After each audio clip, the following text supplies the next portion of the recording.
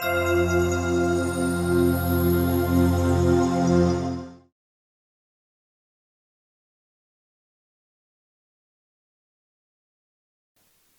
everybody. That was a longish introduction, I must say. I think the roles that we play and our qualifications are a lot simpler than that was said. So, and I know we're running late. And in a management school like this, more than time management, let's look at how we manage other things. And the topic that we want to discuss today, and we want it through, kind of several rounds of discussion and some interaction here, is about well-being through balance. And this is an eclectic and lovely panel that we have here. And so I want to start it off right away with a couple of questions that I had preempted before. So, the one question that I do want to ask Rashmi, and I think we have run into each other in a couple of events when we were running, is that, after, having an engineering degree, decades of experience in the fintech, core financial spaces, you've been kind of navigating complex traditional environments with now what you might call newer environments. So given that context, what would, be your take on this whole journey of balance between work, professionally, your career, like you've, had it so far, and the health and fitness journey that you've had? That would be an interesting first pass. So as I was being introduced, you did hear that I started long distance running at the age of 39. But just to go back, I was an athlete in school and college, and typical to what happens with each one of us, we get consumed by life. And life at that point in time becomes what is important for us to prove ourselves to the society, to your family, to your relatives, and which just means chasing career, coming under societal pressure, so to say, get married, have kids, and everything else just takes a backseat. And it was only when I was 38, 39, I had my second child. And I made a promise to myself that I wanted to move into my 40s, fitter, stronger, healthier. And I joined the gym at that point in time. But it wasn't something that I enjoyed doing at all. And fortunately, and I'll cut the story short, but I fortunately ran into a few friends who used to do 5-kilometer, 10-kilometer runs on the weekends and joined that group. And how I came about to even think about long distance running at that age is another long story about ego. Ego because my sister, the youngest one who used to be a couch potato all through her life, suddenly one day announced that she's going to be doing a half marathon. And honestly, I at that point in time did not have an idea what half marathon means. Of course, now I'm fully versed with all the lingo and the terminology that goes in the running circle.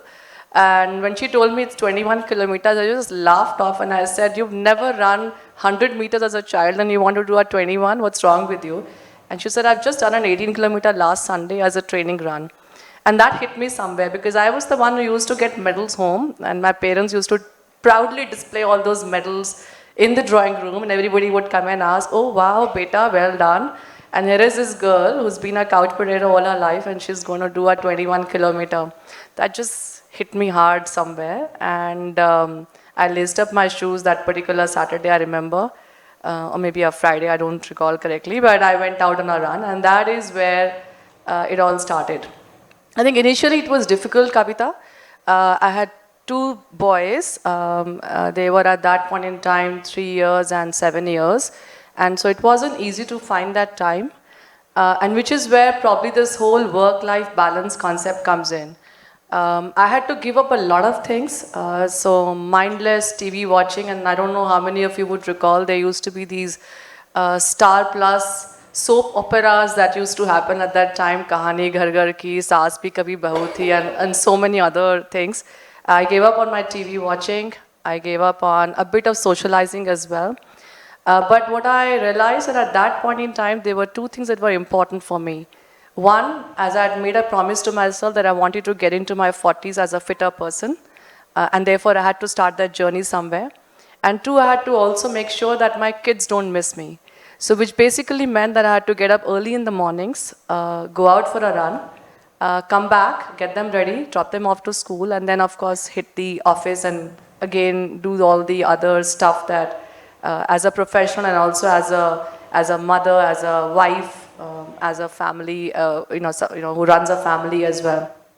And I say that very openly, that when people say that they want to find a work-life balance every day of their life, that's just not possible.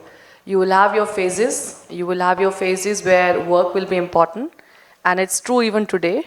When I'm choosing my runs, for example, I make sure that there are months of a year when I know I cannot commit myself to a training, whether it's my kids' exams, whether it's the work that I know, the work calendar, which I know will not allow me to train hard, train more, and be ready for a run. And then there are months where I just let everything be put aside and I focus on my training, whether it's taking time out for really long distance runs, and when you're doing ultra marathons, you end up actually running almost like a 4-5 hours on a weekend. And it's not just about taking that 4 hours on that Saturday morning or a Sunday morning, it's about resting well. It's about making sure that you're eating well, that you are, and we're going to talk about diet in a little while, but it's very important as well. And that's where my focus is. And there have been instances in my life where I actually have done that. For example, I was interesting, but it's an interesting story how I walked into the ultra marathon scene, and but that's maybe later, we'll talk about it. But I'd just done my first Comrades in 2014, which is a 90-kilometer run that happens in South Africa. And the thing is that if you do back-to-back runs, that means if you do 2 consecutive runs, not only do you get a medal for that second run, but you also get what they call as a back-to-back medal. So you end up having 2 medals, and the greedy me wanted both these medals. In 2015, I changed jobs, and I was commuting almost 2 hours each side. But I knew that I just wanted to get that medal. I wanted to get that back-to-back medal, like have 2 medals when I finish my run. And that basically meant for those 3-4 months, I'd taken up a new job. So it was job and the training that was important.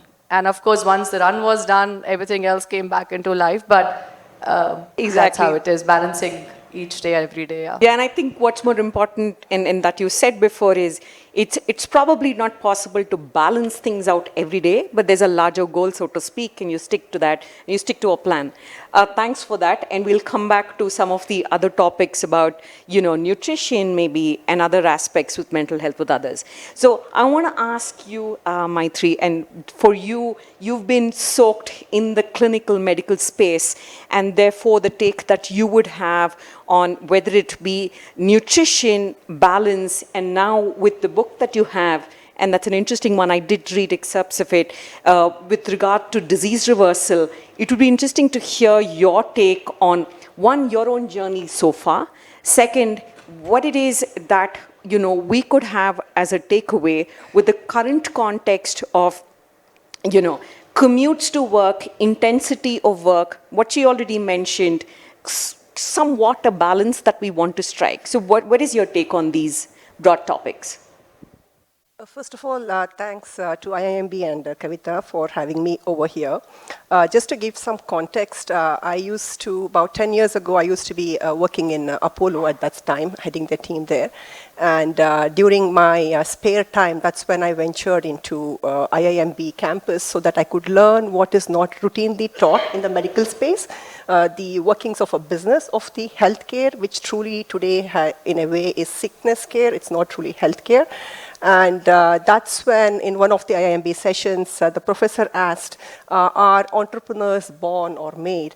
And it just came out of my mouth. I think they are born in Apollo and made in IIMB. So that's been my journey to the path of wellness, which includes a lot of balancing, work-life or life-work, I would call it. And in the beginning, I think Professor Partha mentioned what is success. That kind of is a prelude to my book. That's the first chapter in the book, which kind of made me find my ikigai, which is, there are 4 circles. You can Google it if you are not already aware of it. What you're good at, what you love, what the world needs, and what you can actually get paid to do.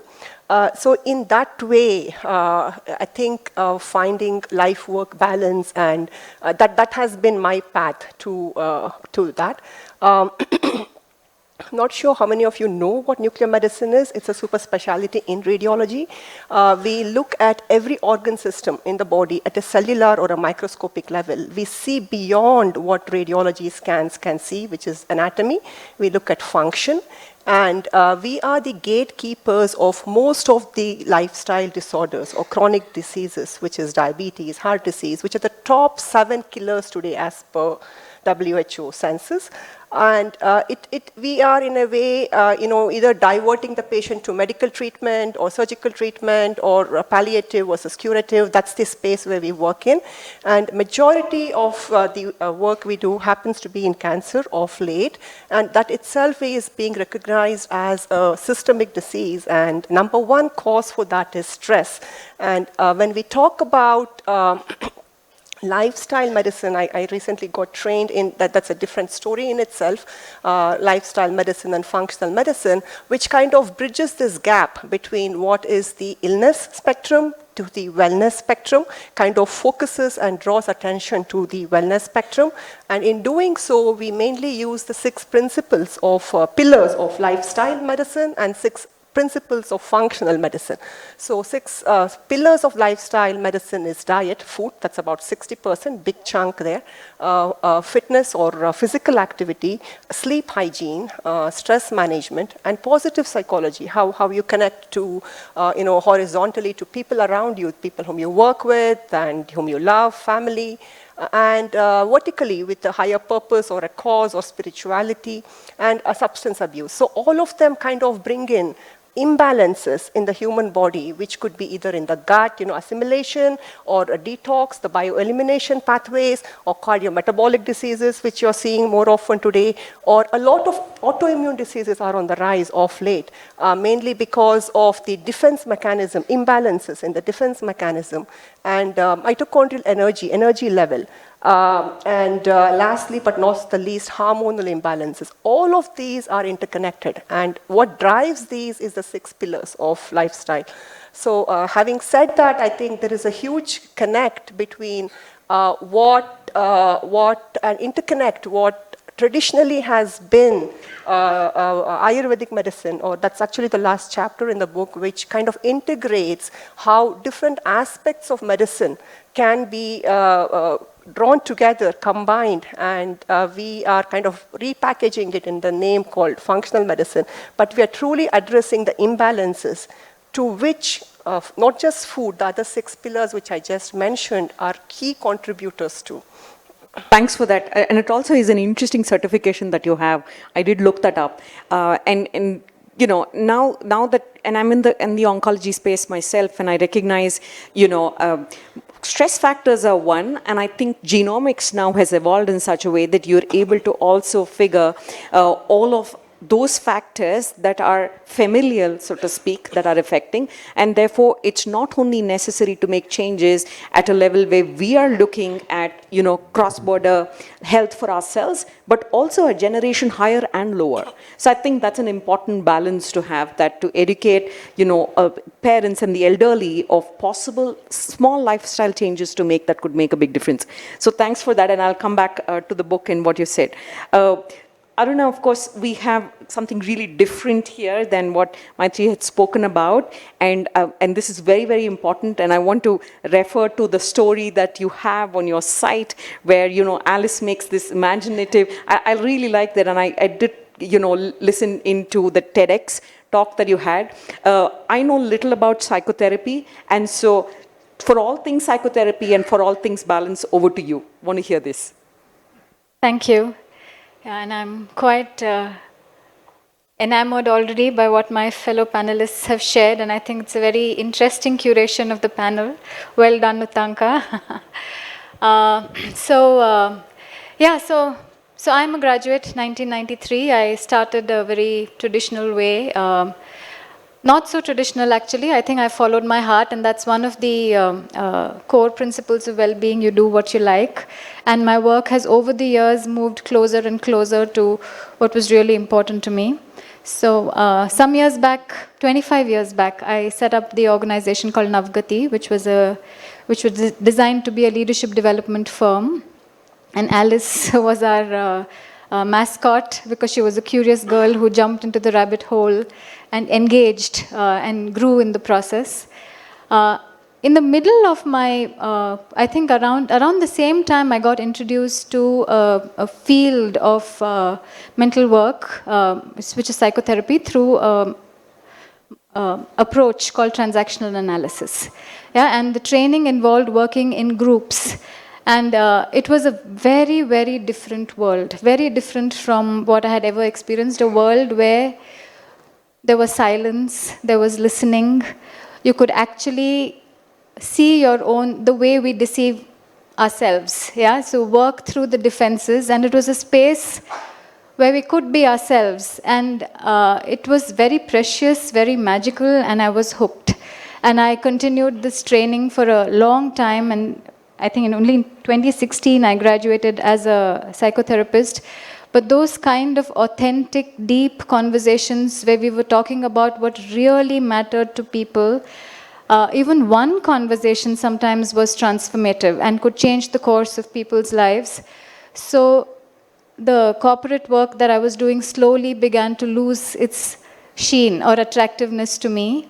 And in the last 3 years, my focus has completely been working with individuals who want to be psychotherapists, working with groups, working with people in their own developmental process. Yeah, so that's broadly my work.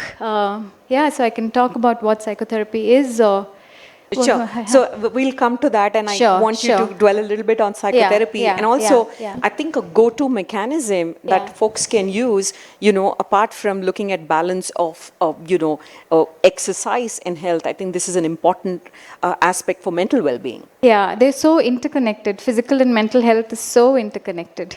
Right. Thanks. Yeah. So I want to go back to Rashmi, and we runners can keep talking about stuff which will probably bore others, but I think the important piece here, and very importantly right here in the context of the 50th year at IIMB, and here that we are alums here, I think there's a huge long journey that has been already. What is it that it takes? Or the few things that you want to tell this audience, and more importantly, we probably write this up, as to what we can shorten by means of a learning curve in the space of, health. And for this, I specifically mentioned physical health because we will tackle nutrition and mental health with the other panelists. Is that something that you could speak about? So mental health, there is a quote that you will read if you ever Google on ultra running, which says that running is 80% mental, and that's absolutely true.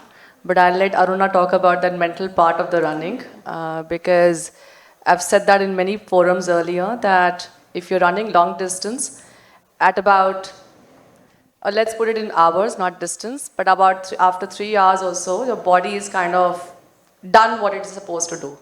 And then it's your mind which runs for you. And which is where I guess let Aruna kind of tackle that part. And let Maitri talk about the nutrition part, which is as important. But I'll try and keep it simple in terms of how do you start focusing on your physical well-being. And we as corporate people, or in fact just as professionals, we continue to accumulate wealth, the money part of it. And I guess there is somewhere at the back of our mind, there is this fear that the lifespan's increasing. We're going to be living longer. And therefore, we want to really have our savings in the banks just to make sure that we've got enough money in the bank to be able to live longer. I guess what happens in the course is what you're leaving out while you're accumulating all that money in the bank is your own physical and your mental savings that you have to do along the way. And that has to start early. I see parents forcing their kids, and I will use the word forcing here, for asking them to play different games, sports, tennis, football, etc. But it can't be a forced sport. It has to come from within, without the pressure. And all of that is not easy. It takes time.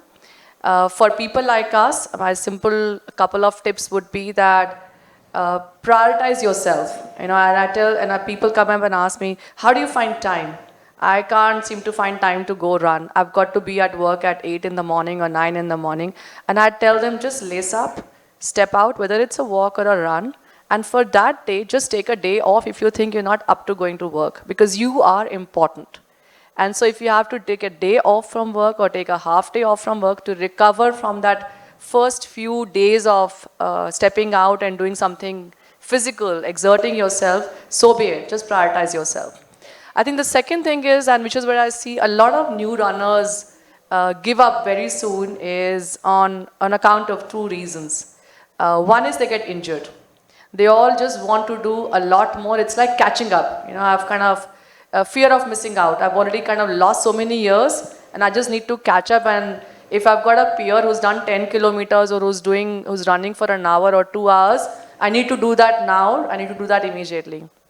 Go easy. Set realistic goals for yourself. Don't go overboard with your goals, and just be realistic about as to what your body allows you as you start to build that stamina and that endurance. I think that's the second thing. And the other reason that people give up is that you kind of set unrealistic goals in terms of your timing. So for example, I see a lot of new runners who would say, I've started running 10 kilometers, I'm doing it in an hour and 15 minutes.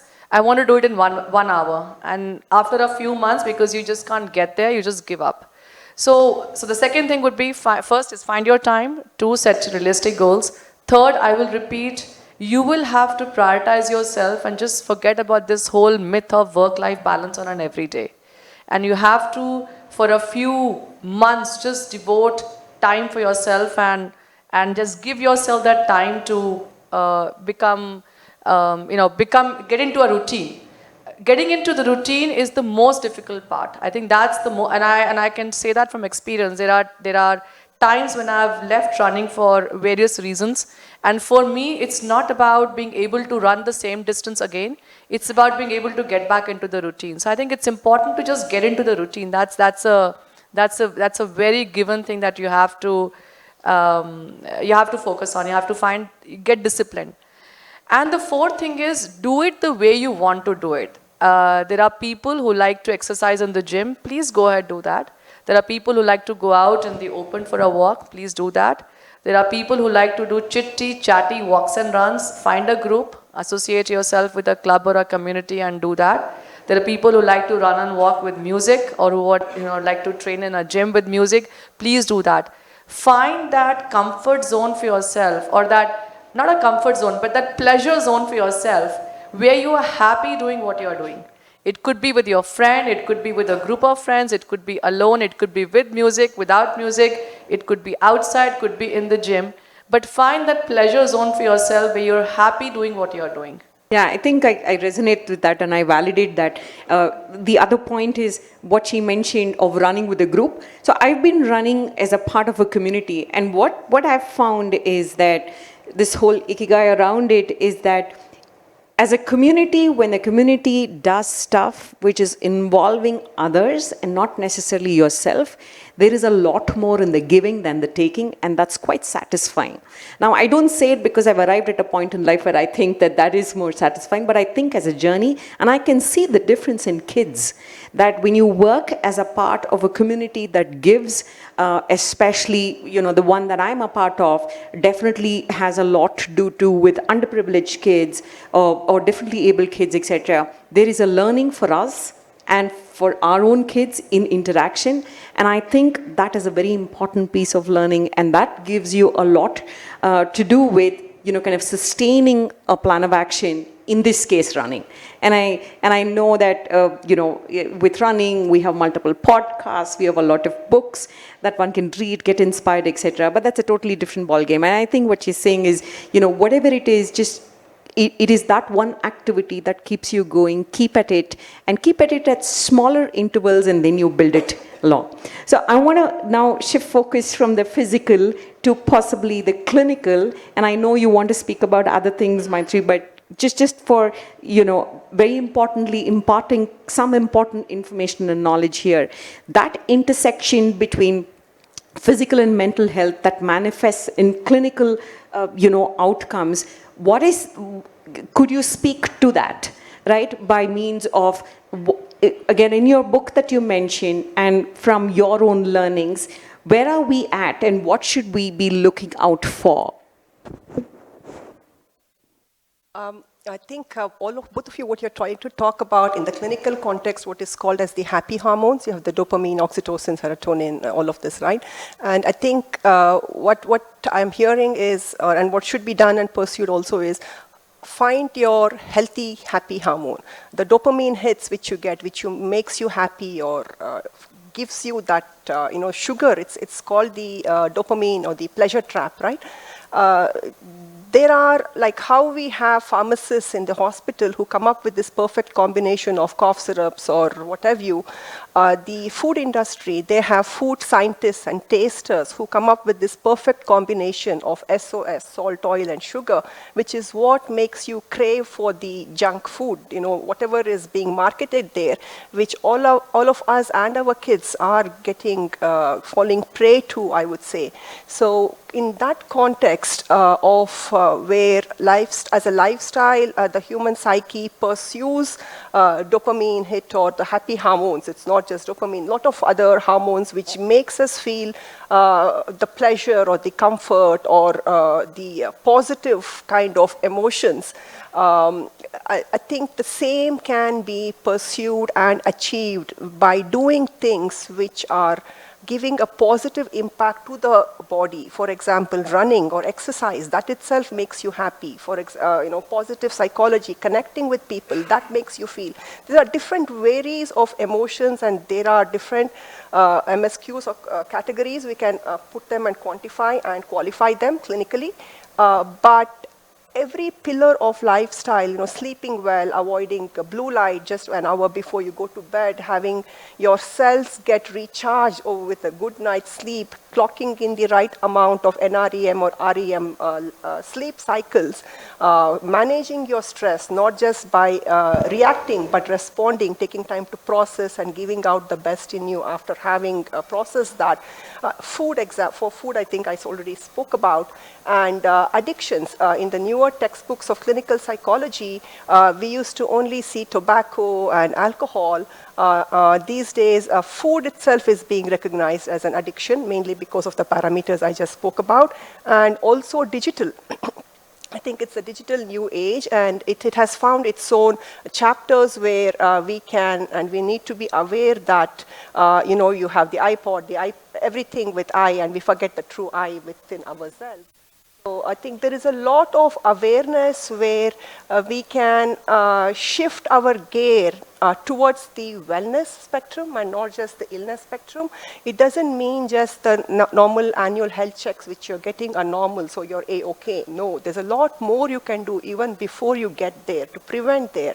That's where we look at the pre-diabetic or the borderline hypertension. Even before you get there, if you're looking at the US space where I recently certified in functional medicine, there are a lot of variables coming in. The whole way healthcare is going to be delivered, there's a paradigm shift in we are not just going to be looking at treating symptoms or treating the labs or the charts of the patient, but versus we are going to treat the root cause. What is causing that? For diabetes, if you will, it's insulin resistance. It's not just the sugar which we were talking about all these years. It's also the fat. For hypertension, it's the salt. There are so many lifestyle factors which you are in 100% control of. And maybe you won't get all 10 points right, but it's a good start to start off. You get one per day or one small habit change, and that would be your path towards wellness. And you spoke about omics, so these are multiple things. What is omics? When we were all trained in medical school, we were only taught the Krebs cycle, right? And that's where most of the medications are derived and by the pharma industry. But today there are so many other proteomics, genomics. There is the gut microbiome. There are multiple variables. There's the big data coming in from the technological advances. So the healthcare we're going to be delivering is going to change using all the additional extra tools we have. And the most important thing which contributes to making these tools better is your lifestyle. And this is in your control. And once you recognize that there is a lot you can do in terms of reversing or changing your path. And if you look up the NASA website, they have two twins. One is on ground and the other person has been sent into space. And they are experimenting. I think in the next 5 or 7 years, we're going to have a lot more data validating the initial kind of thought processes in this arena. saying that if they change the food, how did the genes react, or how did the phenotype and the genotypic expression, how did that change, where all the lifestyle parameters on the twin astronaut who is up in space and the actual, they're identical twins, so they have the exact same genotype.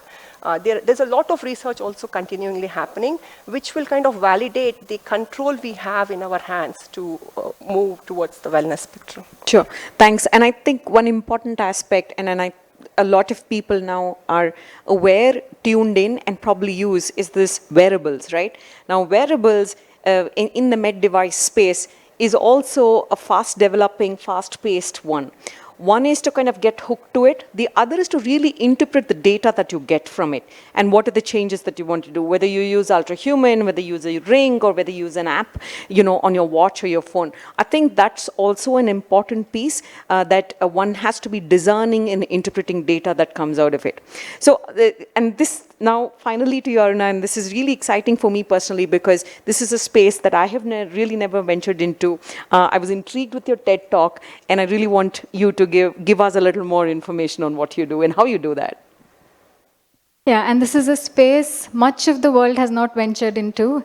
So it's really an unexplored territory, which is, I think, having a different relationship with your own emotions.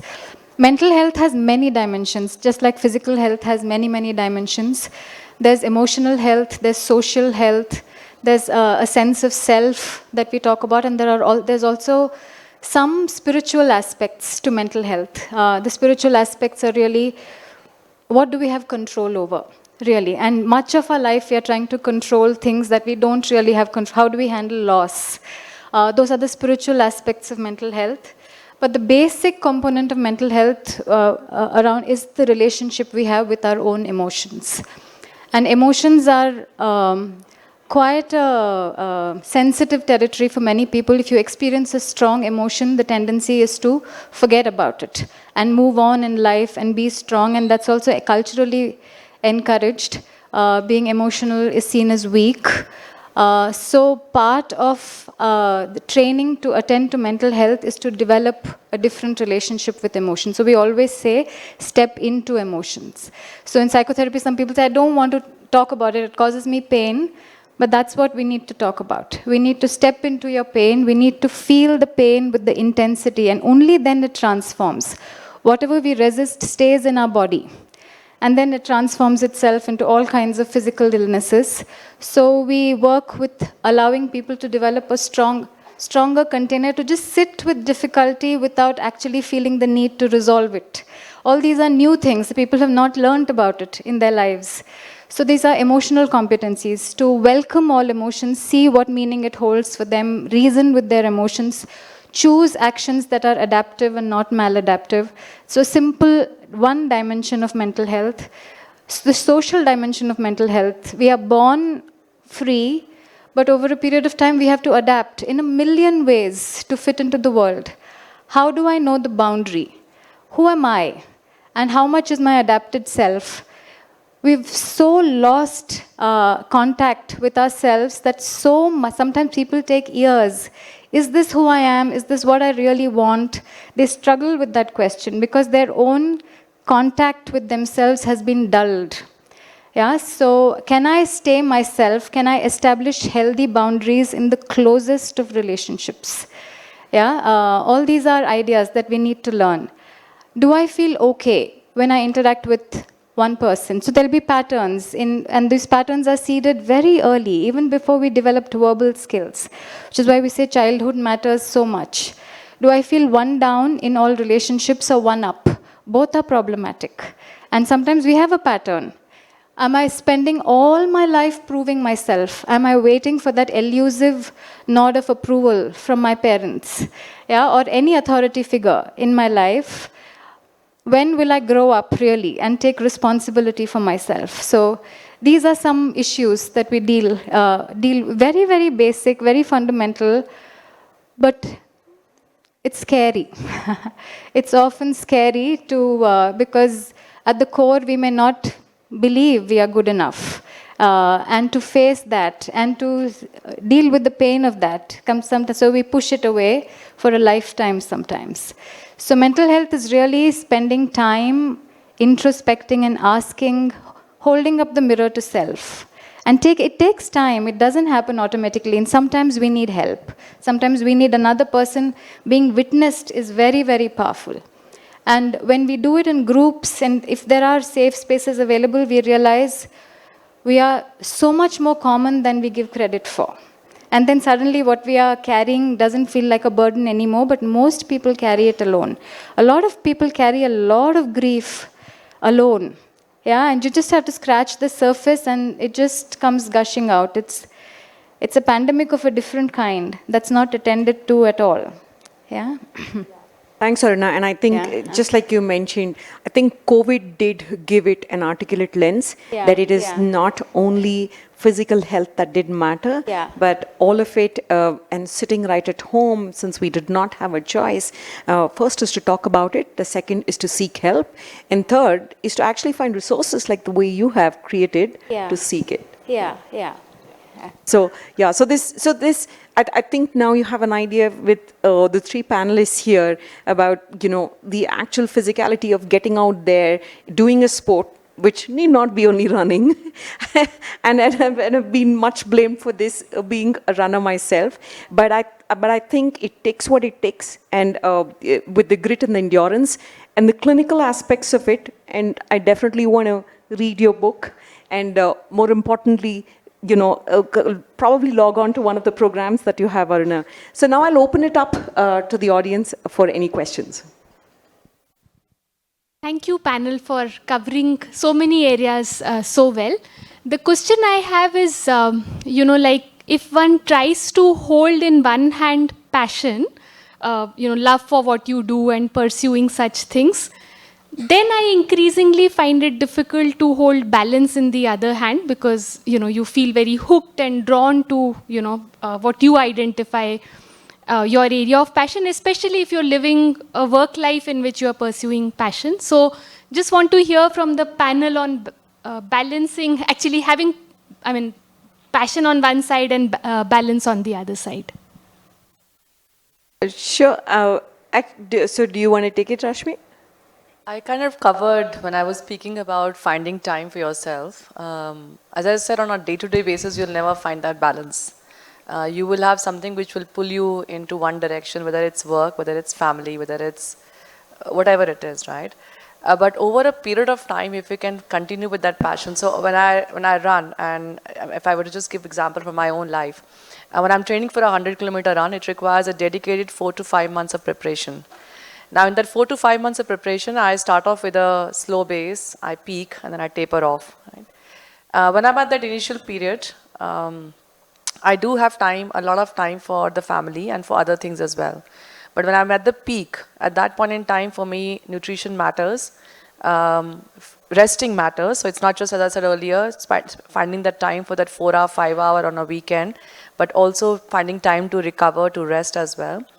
Make sure I'm eating well. That matters.